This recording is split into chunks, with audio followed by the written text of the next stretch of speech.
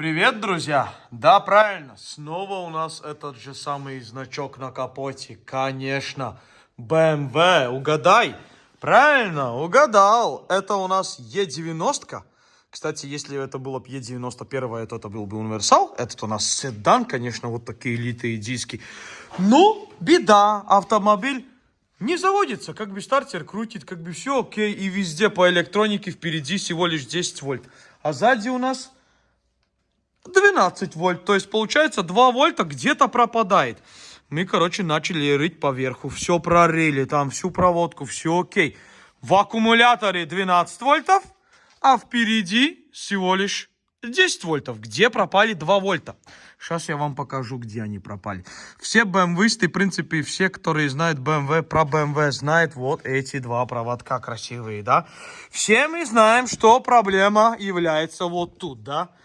Конечно, как видите, здесь уже проблемка насколько-то решена. И то такой зелененький окисель опять туда крадется. Но эта проблемка, здесь видно, что все окей. Как бы все найс. И большой провод, и маленький провод. Ну, если посмотреть дальше.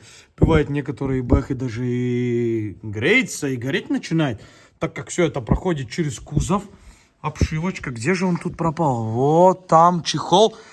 Просто, пожалуйста, снимите эту защитку и посмотрите, что здесь творится вам. Вот вам ответ, почему не заводится, почему там не крутит стартер. А весь ответ вот тут. Да, именно вот тут. Посмотрите, какой хороший зум, да? Короче, там повреждение провода было. И, конечно, тут вот сырость, все это грязь, все это песок. Ну, где, конечно, катается еще автомобиль, очень зависит. Если городское условие, то, конечно, мы там не увидим такую красоту. А вот тут все это начало, оксидация пошла именно в медевую часть. Медиакс начал, как говорится, окисляться. Вот, и в конце у нас получилось то, что... Давай мы его немножко покербасим. Да, короче. Ну, в принципе, есть так, что еще что-то крутит, но уже не крутит. Вот это беда. И, понятное дело, в принципе, вольтаж у нас проходит, а ампераж, конечно, здесь не пройдет. То есть, конкретные потери. Вот такая тема. Так что я вам хотел сказать и объяснить?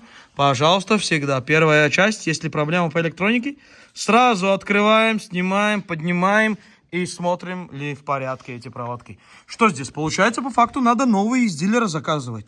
Сейчас посмотрим, сколько они будут стоить. Конечно, они будут стоить космических денег. Посмотрим, может, на бэушку, на разборку где-то найти. Потому что сразу надо было менять, в принципе, вот аж до Судова, да. Чтобы сразу здесь все новое установить, новые проводка. Вот прикиньте, это все еще разобрать. Тут все по кузову. Вот как красиво там уходит. Шильтик там даже есть BMW. Ну да. Так что, друзья, спасибо за просмотр.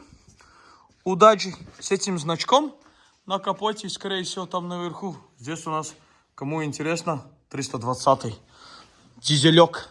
Ну, в принципе, любые там. Даже X1, например, то же самое. 120-я, копейки. Е87 кузов, Е83 кузов. Все то же самое. О, тут еще масло, конечно. Все это 2-литровый моторчик, все красота. Так что вот, машинку, конечно, на трале притянули.